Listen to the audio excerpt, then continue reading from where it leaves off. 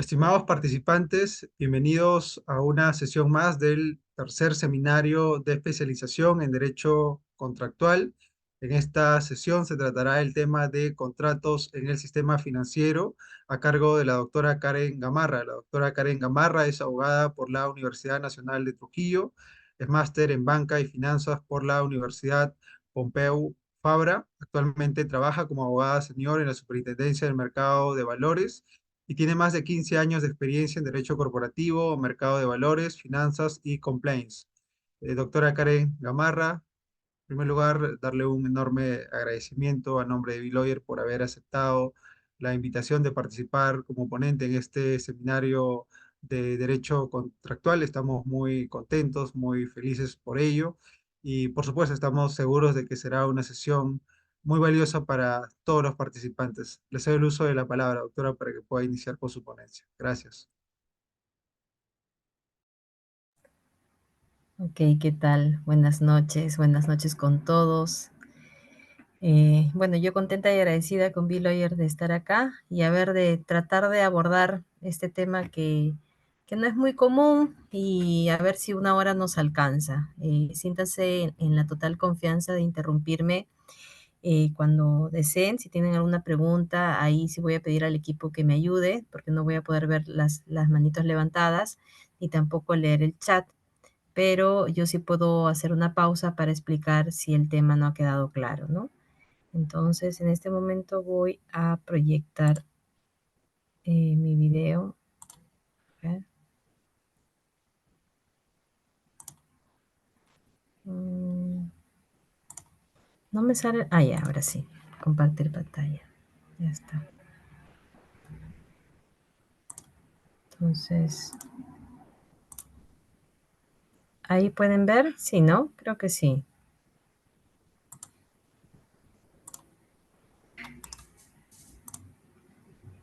¿Me confirman si pueden ver, por favor? Sí, doctora, eso se puede ver. Ya, perfecto. A ver, no sé si estoy compartiendo la diapositiva, pero voy a ver si puedo. Ya, perfecto. Ahí lo ven, ¿no? Ya. Ahora sí voy a poder verlos a ustedes también si tienen alguna duda. Ok, a ver.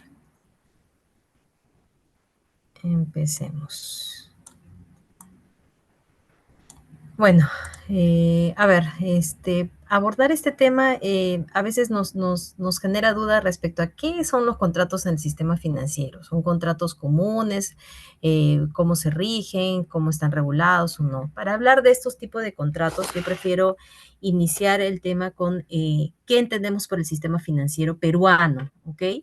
Digamos, el sistema financiero peruano está muy marcado en función a las instituciones que intervienen en ese sistema financiero. Entonces, la primera institución, y que estoy segura todos conocemos, es el BCR, pues, ¿no? El Banco Central de Reserva del Perú es la institución que, si bien no va a regular o interactuar con las partes de un contrato o algo, pero es parte del sistema financiero peruano porque es la encargada, pues, de la política monetaria y de la inflación.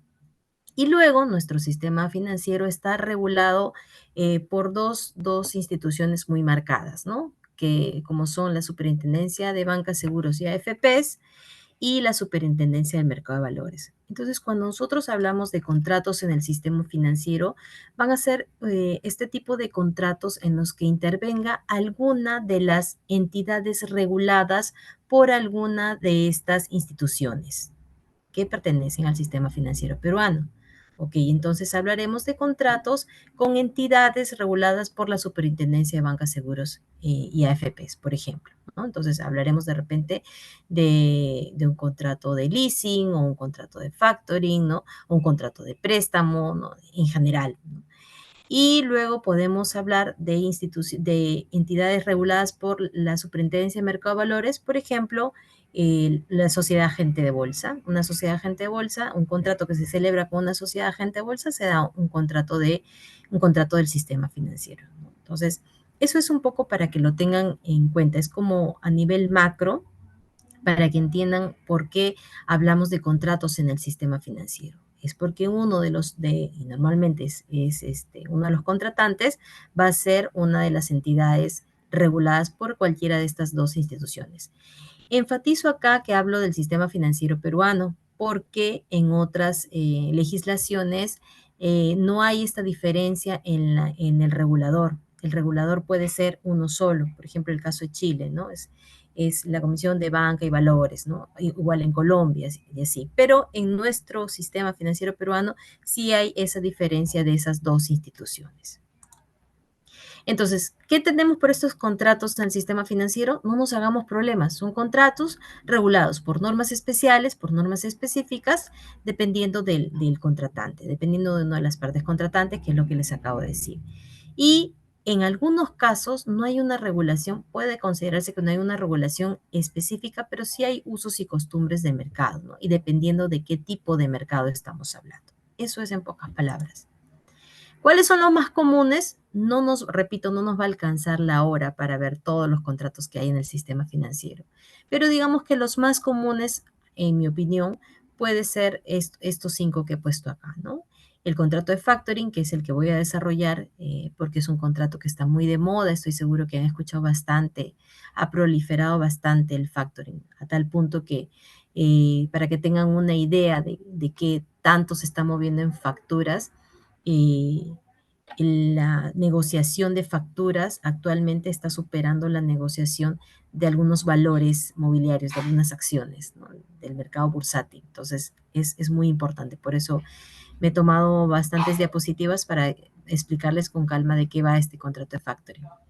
Luego hay el contrato de fideicomiso, y este contrato de fideicomiso también lo he desarrollado, pero cabe resaltar que este contrato de fideicomiso podrá ser, por un lado, con una entidad regulada por las SBS, y por otro lado, dependiendo del tipo de fideicomiso, por una entidad regulada por la Superintendencia de Mercado de Valores. El contrato de leasing o arrendamiento financiero, y que, bueno, que también está regulado por la SBS, y el contrato de underwriting, que es el contrato que se celebra cuando uno quiere invertir en bolsa, con la sociedad agente de bolsa, ¿no? Y un contrato de emisión de obligaciones, que es un contrato que ya no creo que me alcance el tiempo de tocarlo, pero le hago una breve introducción. Es un contrato por el cual empresas, acá enfatizo que sean empresas porque solo las empresas pueden, no solamente las empresas pueden emitir, pero referidas a entidades reguladas por la SMB, son empresas que buscan financiamiento, ¿no? Entonces recurren al mercado de valores y realizan una oferta pública de emisión de obligaciones, que pueden ser bonos, papeles comerciales, con la finalidad de ¿qué? De recolectar capital, ¿no? Entonces, para el inversionista, el adquirir un bono, ¿no? O adquirir un bono, un papel comercial, dependiendo la duración. Me explico, el bono siempre es un instrumento que tiene una duración mayor a un año, y el papel comercial es inferior a un año. Entonces, dependiendo del inversionista que adquiera, celebrar el contrato, ¿no? De emisión de obligaciones, y que está regulado esto por la SMV, ¿no? Entonces, esto es como una introducción a eso. Ya de repente en otra oportunidad entramos a detalle estos dos tipos de contratos, ¿ok? Vamos entonces con el factoring. A ver, ¿de qué trata esto del factoring? Y a mí me gusta hablar mucho de los antecedentes normativos. No sé acá cuántos, el promedio de edades de los asistentes a esta charla, pero los que ya pasamos los 30, nos acordamos aún de un instrumento que se llamaba, bueno, que se llama y que está regulado actualmente, que se llama factura conformada. Entonces, la factura conformada está regulada actualmente en la ley de títulos valores, pero a mí me gusta llamarlo el antecedente del factoring. ¿Por qué? Porque si yo traigo a colación qué es una factura conformada o cuáles son sus características, y acá estoy proyectando un resumen de lo que es el artículo 163, ¿qué es la factura conformada? Bueno, es un título valor. Es un título valor que ¿qué tiene? Que se da producto de una compra-venta, y dice compra-venta de bienes, pero también dice de servicios. Y ahí es lo interesante, porque luego vamos a ver cómo el factoring va más allá también de una simple compra-venta de bienes, ¿no? Entonces dice, el objeto de la compra-venta en la factura conformada debe ser mercaderías o bienes o servicio, señalaba la factura conformada. Entonces, podríamos hablar de un servicio, por ejemplo, de la prestación de un servicio legal, y que generan la obligación de expedir un comprobante de pago. Y acá también es interesante cómo la ley señalaba, ya recogía el tema de comprobantes de pago, no decía factura en general, sino comprobante de pago. ¿Por qué? Porque es el término que se usa en la legislación tributaria, ¿no? En tributario tenemos comprobantes de pago, ¿no? Y los comprobantes de pago están regulados en una ley, y esa ley especifica cuáles son los tipos de comprobantes de pago. Entonces, la factura conformada es un título valor que recoge eso, que recoge una compraventa de un bien o la prestación de un servicio, y que genera la obligación de expedir un comprobante de pago. ¿Y qué era la factura conformada? ¿Cómo se emitía, mejor dicho? Al final dice, ¿no?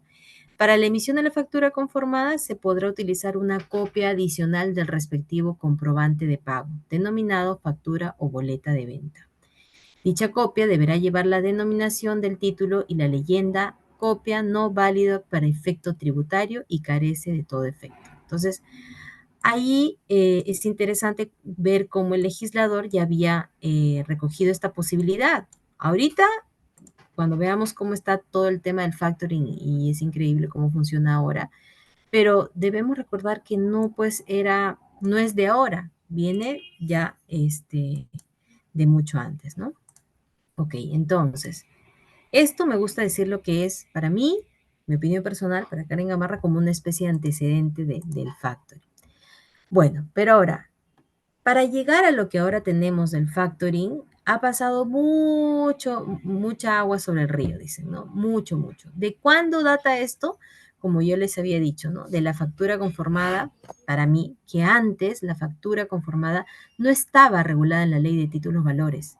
Estaba regulado en lo que era la ley de mercado, la ley de bancos, la 26702, llamada ley de bancos, pero bueno, la ley, ¿no?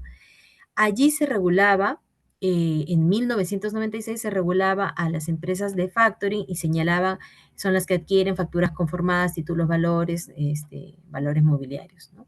Y había en ese momento, en el 98, una resolución SBS, la 1021, que fue el primer reglamento del factoring, ¿no? Entonces, ya luego en el 2000, con la nueva ley de títulos valores, en ese momento nueva, ya tiene su edad, ya es mayor, muchísimo mayor de edad, pero en ese momento era nueva, en junio del 2000, que salió la ley de títulos valores, la 27287, se recoge a la factura conformada como título valor y se la, y se, bueno, se la saca de la ley de bancos, ¿ok? Deja de estar regulada en la ley de bancos como en temas de empresa de factoring, y se la lleva a la ley de títulos valores. Se derogan los artículos en la ley de bancos referidas a facturas conformadas y se la contempla en la ley de títulos valores. Y no es sino 10 años después, o sea, en el 2010, cuando sale la ley 29623, y es una ley que se llama Ley que promueve el financiamiento a través de la factura comercial. Entonces, ¿existía una factura conformada? Sí. ¿Tenía mucha llegada a la factura conformada? No. La factura conformada no fue uno de los títulos valores que se hayan, pues, circulado en demasía, ¿no? No era, no, la gente no, bueno, en el mercado no se llegó a dar una buena circulación de esa factura conformada. Entonces, para incentivar un poco eso, el legislador saca esta ley y dice ley que promueve el financiamiento a través de la factura comercial. Y habla, ¿no?, de cómo una factura, un comprobante de pago, una factura puede tener una tercera copia, ¿no?, que se va a llamar factura negociable. Asimismo, en el 2015, en marzo del 2015, sale la ley 3038, que es una ley que crea el registro de empresas de factoring no comprendidas en la ley 26702. Retrocedamos. En el 96, las empresas de factoring eran únicamente aquellas que estaban reguladas por la SBS. Es decir, quienes podían realizar factoring eran entidades financieras o bancarias reguladas por la SBS. Ustedes, la regulación de la SBS es muy estricta y te dice qué operaciones puedes realizar. Entonces, entre las operaciones que podían realizar, como la captación y colocación, ¿no?, de créditos, la captación de ahorro y colocación de créditos, había también el tema del factoring. Entonces, eso estaba regulado antes en esa ley. Pero luego, en el 2015, sale una ley que dice, ok, reconozco que en el mercado no solamente las empresas reguladas por la SBS pueden realizar factoring, y pueden haber otro tipo de empresas. Entonces, ese otro tipo de empresas van a estar solamente registradas en el registro de empresas de factoring no comprendidas en la ley 26702. Y aquí quiero enfatizar en algo. Una cosa es el registro o inscripción de una determinada empresa, ¿no?, y otra cosa es una entidad regulada. Es decir, para ser un banco, para ser una financiera, yo tengo que tener una autorización de organización y de funcionamiento por parte de la SBS. Para realizar factoring, si yo quiero mañana más tarde abrir mi empresa de factoring, solo necesito registrarme en este registro de empresas no comprendidas en la ley 26702. Es distinto. Mientras que en una obtuve la autorización de funcionamiento y por lo tanto voy a estar supervisada y regulada por la SBS, en la otra solamente cumplo con un registro, ¿no? Con un registro y que conlleva otras obligaciones que son transversales, como son el tema del lavado de activos. Bueno, eso es en marzo del 2015. En julio del 2015, algunos meses después, sale ya el Decreto Supremo 208-2015 que crea el reglamento de esta ley 29623, que promueve el financiamiento a través de la factura comercial. Y acá este reglamento ya regula cómo esa tercera copia, llamada factura negociable, va a poderse anotar en cuenta, va a pasar a ser un título valor, le da la calidad a esa tercera hoja. Recordemos que hace mucho hablábamos de comprobantes de pago físicos y algunos recién empezaban con electrónicos. Entonces, ese reglamento lo que hace es regular la emisión de la factura negociable como tercera copia del comprobante de pagos que no tiene efectos tributarios y que puede anotarse en cuenta si se trata de un comprobante de pago electrónico, o llevarse a su desmaterialización, es decir, si provenía de un documento físico, tenía que ser desmaterializado a través de la anotación en cuenta. Recordemos brevemente nuestras clases de títulos valores, ¿no? Los valores pueden ser materializados o desmaterializados. Materializados, contenidos en certificados, en papeles, ¿no? Y desmaterializados, necesariamente anotados en cuenta en una institución de compensación y liquidación de valores. Esto lo vamos a ver con más detalle más adelante. Pero bueno, esto regula esa ley y su reglamento. A ver, hablar de una ley del 2015, ¿ustedes qué dirán? Es una ley relativamente nueva, ¿no? No es el Código Civil, no es la ley de títulos de valores. O sea, 2015 hablamos de una ley de 8 años, entonces digamos que hay mucho todavía por mejorar, ¿no? Y eso ha sido el caso, a tal punto que ahí nomás en el mismo julio sale el reglamento, se modifica el reglamento de factoring, descuento y empresas de factoring, ya a través de la resolución SBS 4358 del 2015, que ya la regula de una manera más amplia, pero no es sino hasta el 2020, o sea, 10 años después de esta ley, que sale el decreto de urgencia 013-2020. Enfatizo porque estos son cosas que los vemos en el día a día y se los voy a demostrar, pero que no tenemos este conocimiento a veces, ¿no?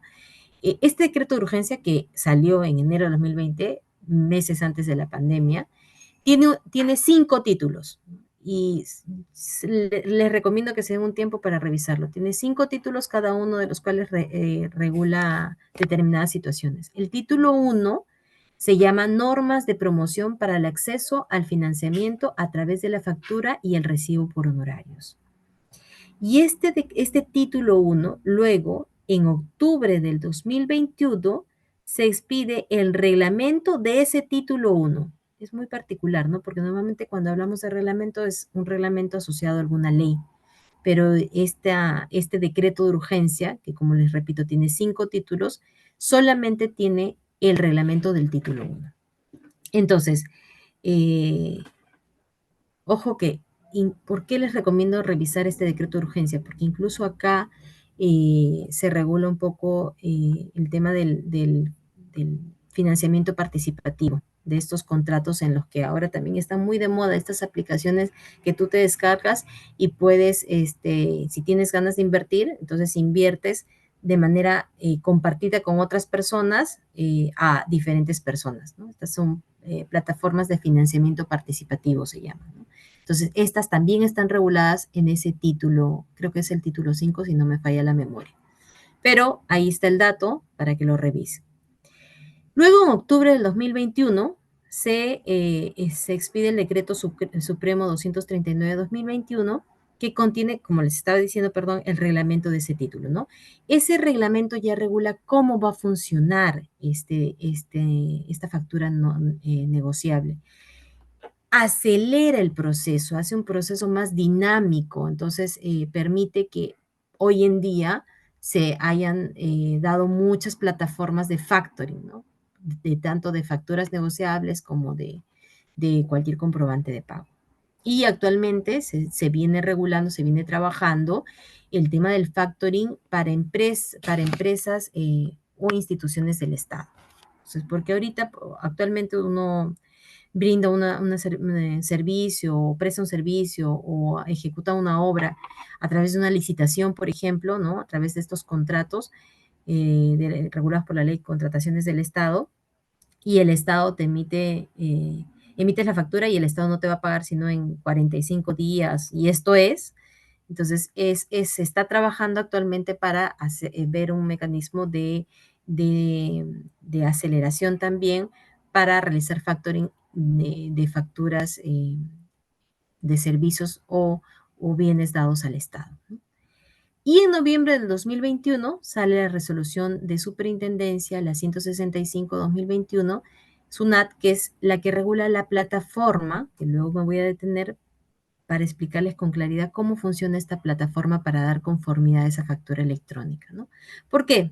Porque antes, en el 2010, yo había prestado un servicio, tenía, por ejemplo, mi recibo por honorarios y me decían que me iban a pagar en 3 meses, se fijaba que iba a ser pagado en 3 meses, tenía o que esperarme los 3 meses o iba y se lo daba a una empresa de factoring, pero tenía que notificarle al adquirente del servicio, ¿no? O del bien, que yo estaba dando mi factura o mi recibo por honorarios en factoring, ¿no? Entonces, ¿para qué? Para que se tome conocimiento, y había un tema que no era muy claro si podía o no oponerse respecto a que yo, Karen Gamarra, esté dando mi recibo, lo esté dando en factoring, ¿no? Entonces, eso ya está mejor regulado en la plataforma. Los invito a leer esa resolución de superintendencia que regula cómo funciona. O sea, una vez que se emite una factura, cuánto es el tiempo, qué posibilidades tiene el adquirente de oponerse o no oponerse, ¿no? Eso lo vamos a ver más adelante. Entonces, brevemente, ¿qué es factoring? Antes estaba regulado como contrato por el cual una empresa regulada, otra vez, regresando, adquiría las facturas conformadas, títulos, valores y valores mobiliarios, ¿no? Y hablaban siempre de contrato. ¿Cómo está ahora regulado eso?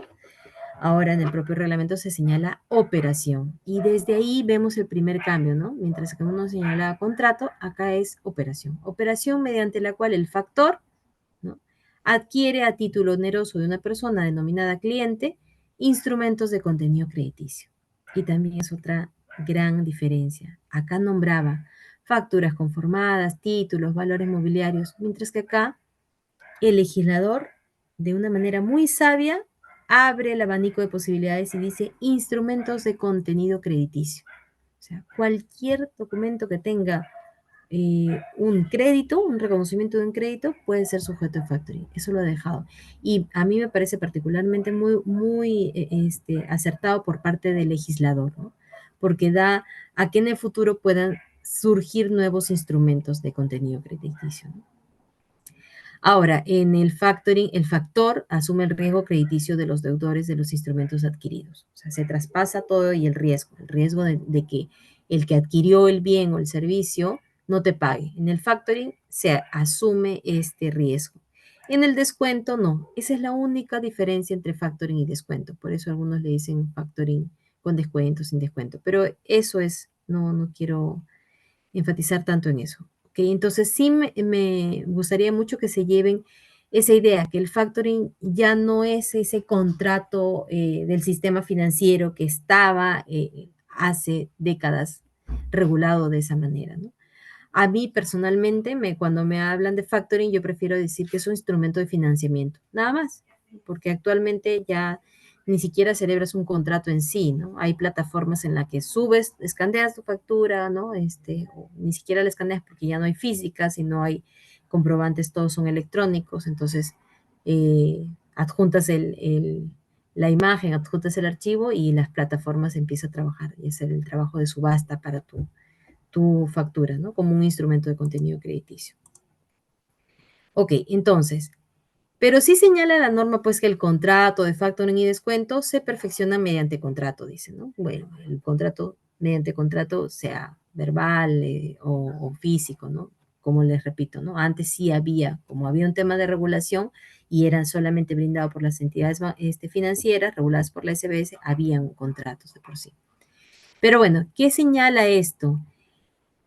Cuando uno realiza factoring, es importante saber que no es necesario que yo haga factoring de determinada factura, digo, esta factura, la número 005, sino que sean criterios que pueda precisar, como señala ahí, ¿no? Precisar los criterios que permitan identificar los instrumentos.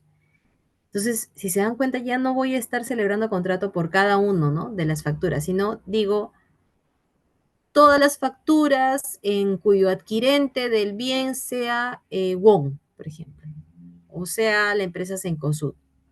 Pues todas las facturas celebradas con ella y que sean de 50.000 soles mínimo, ¿no?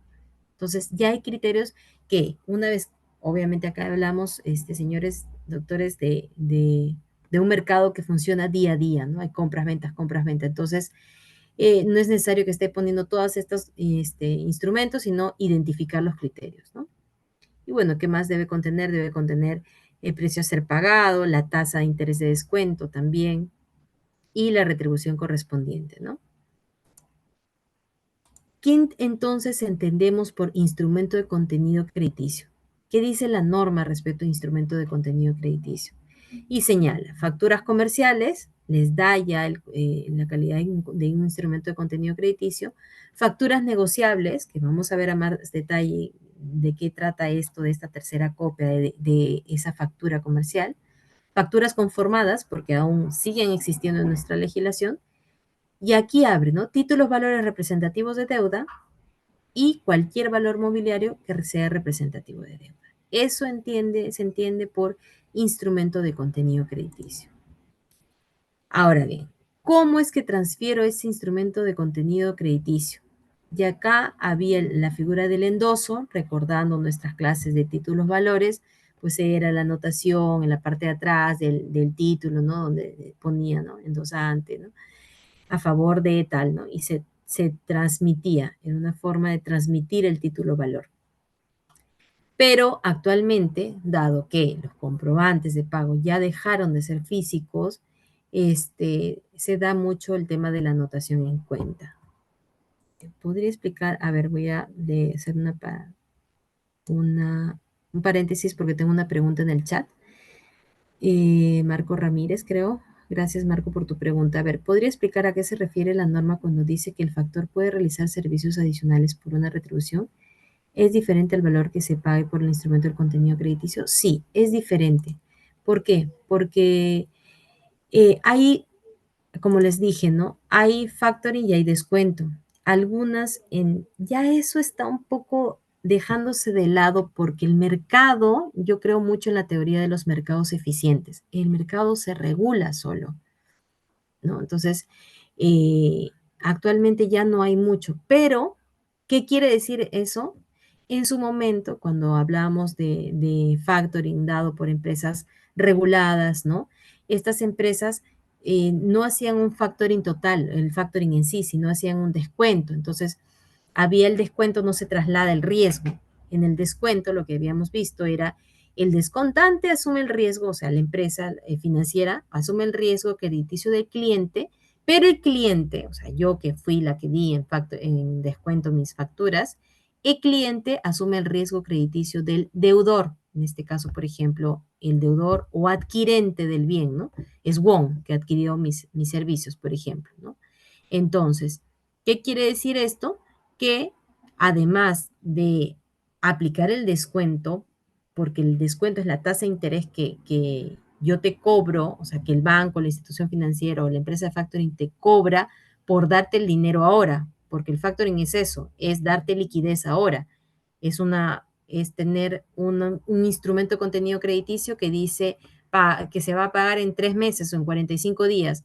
Y es, ok, tengo mi instrumento de contenido crediticio, volteo y le digo a la empresa de factoring, es por 30,000, tengo, no sé, 1,000 facturas valorizadas en 30,000 soles y están para ser pagadas en 40, entonces, en 40 días. Yo quiero ahora, quiero que me des ahora. Entonces, esa liquidez, esa obtención de liquidez está reflejada en la tasa de interés de descuento, ¿no? Y eso es diferente, Marco, al tema de los servicios adicionales. Los servicios adicionales es lo que te pueda brindar la empresa factoring. Por ejemplo, cuando si te hace descuento es, si no te paga Wong, no te paga el deudor, el adquirente, puedes realizarte el servicio de la cobranza. Y otros servicios adicionales que, bueno, según la libertad de contratación podrán ponerte y tú podrás ver si aceptas o no. Pero es diferente, ¿ok? Gracias por la pregunta. Es diferente. Uno, mientras que la tasa de interés está en la operación financiera de darte la liquidez, ¿ok? Mientras que lo otro son servicios adicionales libres o no de contratar. Ok. Gracias a ti, Marco. Continuamos. Entonces, estaba acá. ¿Cómo se da esto? Ya recordamos brevemente el endoso y la anotación en cuenta. Acá la anotación en cuenta, y no sé si he puesto por acá o lo hablo con la... Bueno, lo voy a desarrollar más adelante con la factura negociable para recordar, pero la anotación en cuenta señala la ley de títulos, los valores, dice, los títulos valores son materializados o desmaterializados. Para su desmaterialización deberán ser anotados en cuenta en una institución de compensación y liquidación de valores. Eso es lo que señala. Entonces, la factura negociable. ¿Qué es esta factura negociable? Es un instrumento de contenido crediticio, y hablando con propiedad, que se incorpora en un comprobante de pago. ¿Okay? Entonces, no nace sola. La factura negociable es producto de algo. A diferencia de la factura comercial nace de la obligación directa de la compra-venta, ¿no? De un bien o la prestación de servicio. La factura negociable necesita primero de la emisión de ese comprobante de pago. ¿Sí? Ok, entonces.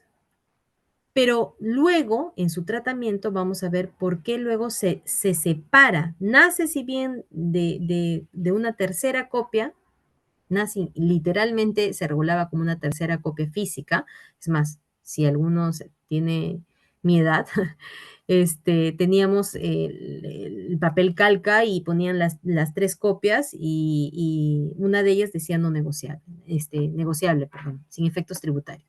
Entonces era esa tercera copia. Pero ahora pues se incorpora en el comprobante de pago y ahora como es electrónico, tiene otra final, tiene otro nacimiento, por así decirlo. Todos acá hemos emitido alguna vez un recibo por honorarios, ¿no? Entonces, entramos a nuestra clave SOL, ponemos el número del RUC, ¿no? Del adquirente del servicio, identificamos y te sale el borrador, ¿no? Emitir comprobante de pago, ¿no? Emitir tu recibo por honorarios. Sí, le das sí. Eso es el comprobante de pago. Luego, siguiendo un procedimiento, eso se convierte, por así decirlo, en una factura negociable. ¿Cuándo? Cuando se anota en cuenta en la ICLB. Y acá me detengo para explicar qué es la anotación en cuenta. La ICLB, que no es más que el abreviado de Institución de Compensación y Liquidación de Valores, es una entidad que está supervisada por la Superintendencia de Mercado de Valores, ¿no? Por lo tanto, cuando hablo de entidad, está con autorización de organización y autorización de funcionamiento. Está regulada por la Superintendencia de Mercado de Valores, que tiene a su cargo lo que dice su nombre, compensar y liquidar valores. pero también inscribir. Está a cargo del registro de las anotaciones en cuenta de todos los títulos valores.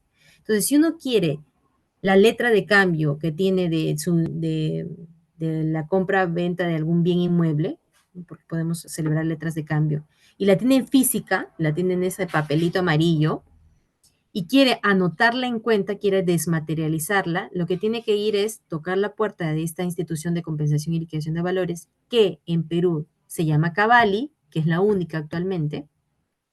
Le toca la puerta y le dice, quiero desmaterializar mi título valor. ¿Cuánto me cobras por eso? Te da ahí su tarifario que está regulado y todo, y lo que hace Cavali es ingresar ese título valor en un gran registro, ¿no? Háganse de cuenta que es un gran Excel donde va registrando los títulos valores anotados en cuenta. Eso ocurre con la factura negociable.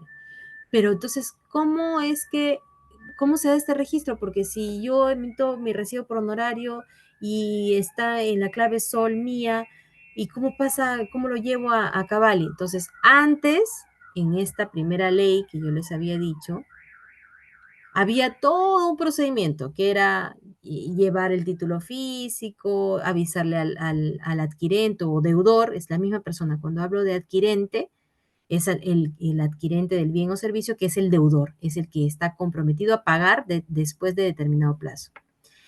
Ahora, con esta factura negociable, con esta creación del legislador, ya no es necesario. Incluso el endoso, que es la transferencia, se hace en el sistema, en ese Excel. ¿Okay? Y su ejecución, en caso de incumplimiento, es un título valor, y como título valor tiene mérito ejecutivo. Entonces, acá no importa, a diferencia de un comprobante de pago que hay que ver si se dio o no la obligación, la relación causal, acá no. Acá al tener mérito ejecutivo, basta que reúna todas las características de la factura negociable para que se cumpla con su mérito ejecutivo.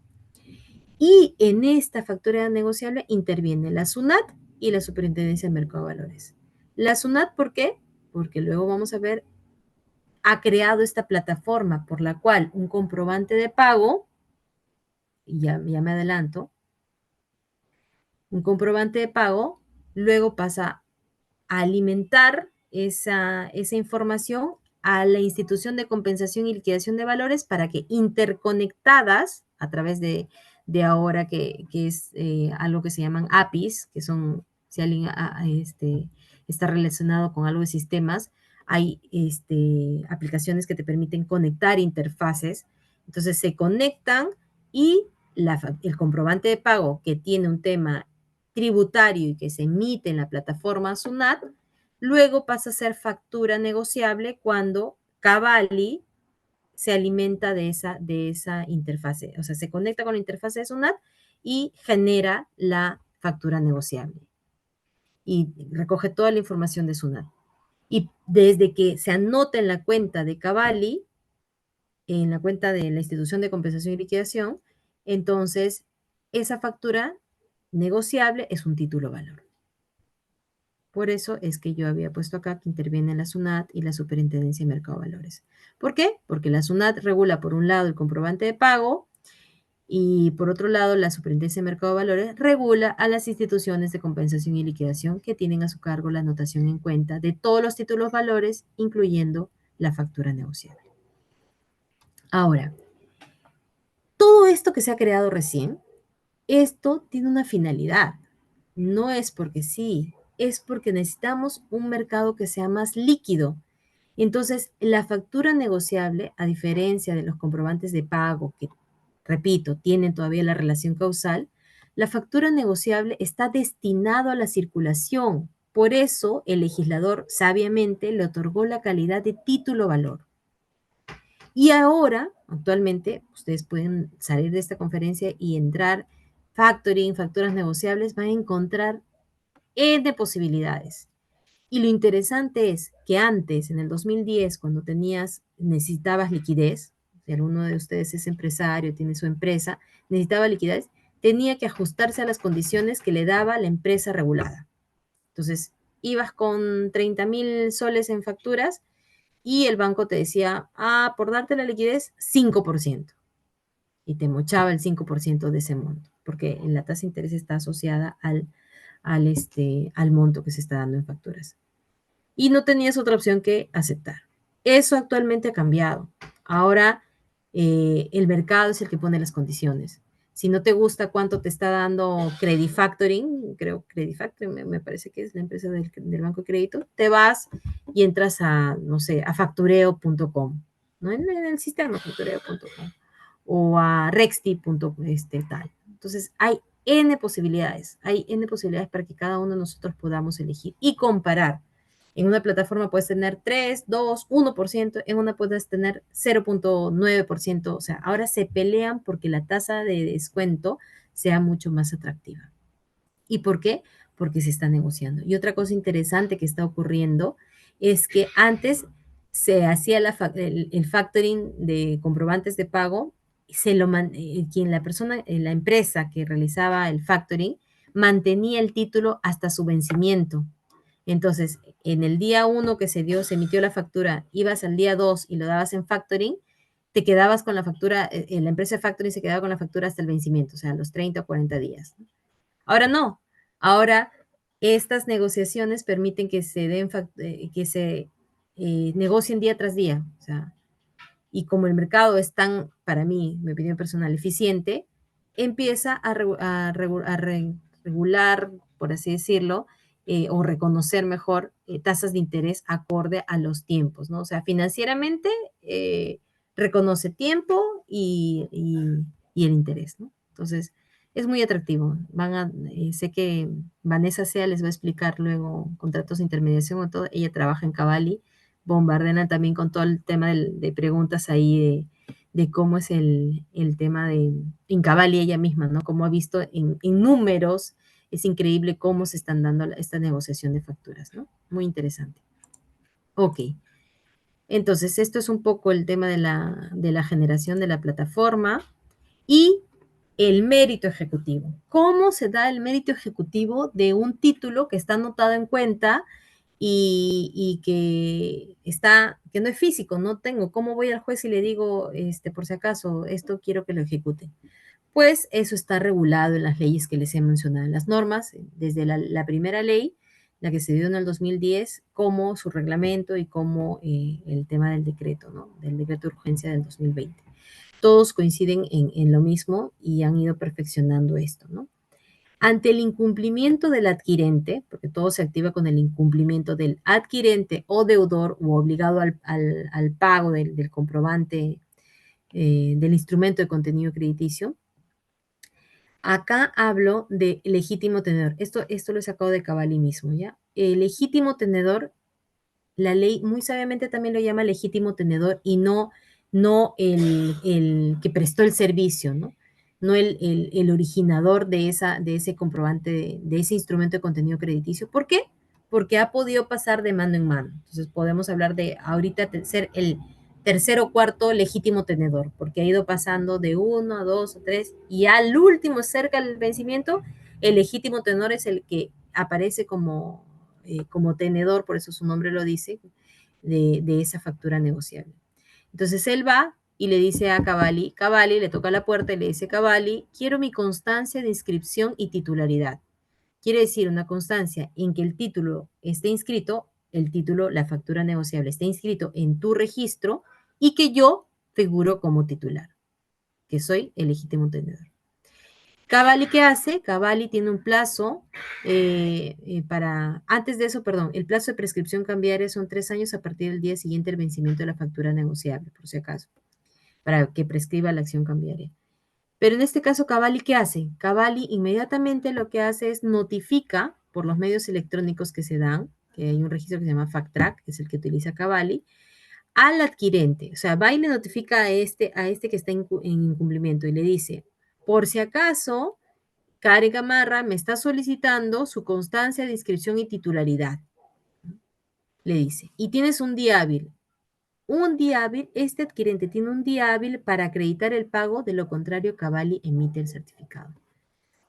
Lo cual cierra un poco el círculo, ¿no? Porque, vamos, a ver, si es difícil a veces cobrar, o sea, sí es a veces imposible. Es más, a muchos de los abogados les ha costado entender por qué si la relación causal fue con tal persona, porque hablamos de comprobantes de pago originados en diferentes, cualquier compra, venta o prestación de un servicio, ¿no? Entonces les ha costado mucho entender por qué si la relación causal era con tal o cual o determinada persona y luego quien me cobra es otro, ¿no? ¿Y por qué quien me cobra es otro, no? Y acá retrocedo, porque esto lo permite. Porque, a ver, emito la factura, tienes 8 días. Cuando emite la factura de mi clave sol, le notifica a la empresa, al adquirente, deudor, que se ha emitido tal factura y él tiene 8 días para aceptarla. Si no la acepta, hay una aceptación tácita, señala la norma. Entonces, cuando no la acepta, que ocurre varias veces, y hay aceptación tácita, ese comprobante de pago y Cabal, al jalar esa información, deja el comprobante de pago, pasa a ser factura negociable y eso es como, imagínense, una cosa juzgada, o sea, eso tiene mérito ejecutivo y tiene su propia vida. No puede entrar a taller en la relación causal. Por eso es que la plataforma de SUNAT le da 8 días para que manifieste si está de acuerdo o no. Y la misma norma regula cuáles son las causales por las cuales puede el adquirente o deudor oponerse a esa factura. Y no recuerdo ahorita, pero son tres. Me parece que es por el monto, por el servicio prestado o por el bien y uno más. Entonces, solamente puedes oponerte a esa factura, ¿no? Por tres motivos. Si no te opones, ¿no? Hay una aceptación tácita. Y si la aceptas también, ¿no? O sea, entonces, por eso, vuelvo acá, es que ocurre esto.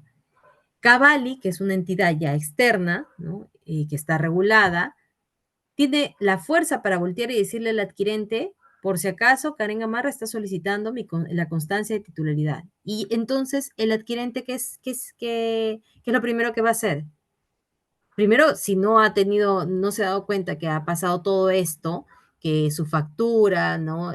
Hubo una aceptación tácita y que por lo tanto ya no le tiene que pagar a fulanito, sino le tiene que pagar a Karen Gamarra, entonces allí se informará y dirá, ok, en ese día hábil tengo que acreditarle el pago a Karen Gamarra.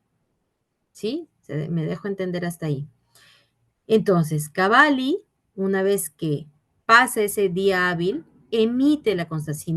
Si no se acredita el pago, emite la constancia y entrega hasta el día útil siguiente, ¿no? Con esa constancia que hace el legítimo tenedor, nuevamente hablando con términos ya más apropiados, se envía la información a las centrales de riesgo, entonces ya el adquirente puede perjudicar su récord crediticio y también el tema del protesto. Y sigue el mérito ejecutivo. Esa constancia de inscripción y titularidad es la que me otorga el mérito ejecutivo. Con esa constancia inicio mi proceso, ¿no? De ejecución del título valor, ¿no? Entonces, hasta ahí voy cerrando un poco, hoy no me va a alcanzar para todo el tema, pero bueno, al menos para cerrar ahí. Ahora, finalmente, esto ya no es solo un contrato como habíamos visto hace mucho tiempo, ¿no? De una entidad regulada. Ahora hay muchas oportunidades de inversión relacionadas a las facturas, ¿no? Bueno, se mantienen aún las empresas del sistema financiero que están reguladas por la SBS y que uno puede ir y realizar factoring de facturas negociables o de cualquier instrumento de contenido crediticio, pero también lo que les decía, puede ir en empresas no reguladas por la SBS que están en plataformas virtuales y que pueden uno obtener una mejor tasa de descuento.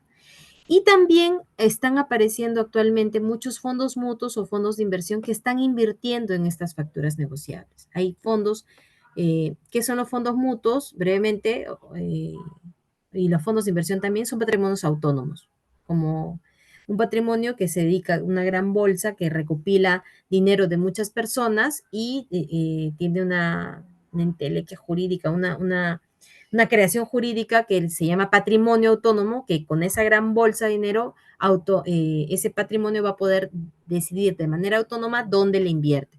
Entonces, hay muchos fondos mutuos y fondos de inversión que están invirtiendo actualmente en facturas negociables.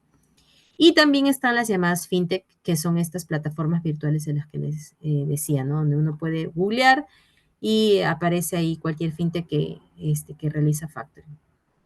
Entonces, esas son, eh, eso es brevemente el tema del factoring, ¿no?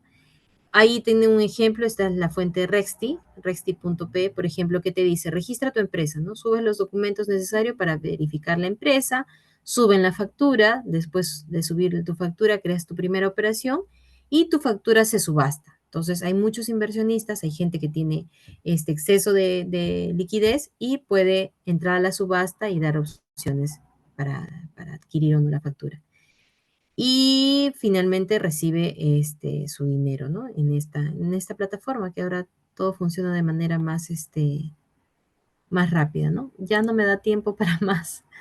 He tratado de correr lo más posible, al menos para terminar este contrato. Ya en otra oportunidad hablaremos de otros contratos, si nos da el tiempo. Ya son las 8, ya me están avisando que son.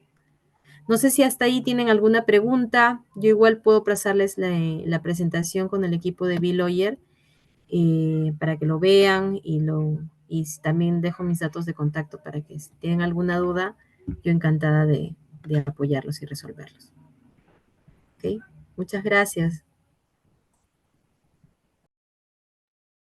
Sí, doctora, muchísimas gracias por su ponencia. Ha sido una ponencia muy clara, didáctica, muy entendible.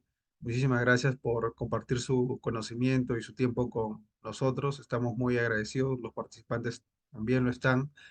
Y esperamos que en otra oportunidad nos vuelva a aceptar una invitación para futuros eventos académicos, doctora. De verdad, muchísimas gracias y que tenga una excelente noche, una bonita semana.